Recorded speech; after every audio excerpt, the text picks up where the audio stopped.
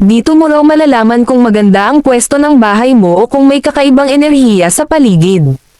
Ayon sa isang lumang pamahiin, may simpleng paraan para malaman ang kalagayan ng lugar na kinatatayuan ng inyong bahay. Kumuha lamang ng isang baso na may tubig at isang kalamansi.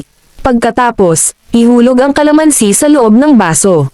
Kapag ang kalamansi ay lumubog, sinasabing maganda raw ang daloy ng swerte at positibong enerhiya sa pwesto ng bahay. Ngunit kapag ito naman ay lumutang, may ilan na naniniwalang maaaring may hindi ka nais-nais na enerhiya sa paligid o may presensyang hindi nakikita sa loob ng tahanan. Dahil dito, ginagawa ng ilan ang simpleng pagsubok na ito bilang bahagi ng kanilang mga nakagisnang paniniwala at pamahiin. Disclaimer: ang video na ito ay batay lamang sa kultural na interes, gabay, at sinaunang pamahiin. Wala itong siyentipikong basehan at hindi dapat ituring na katotohanan o garantiya ng anumang resulta.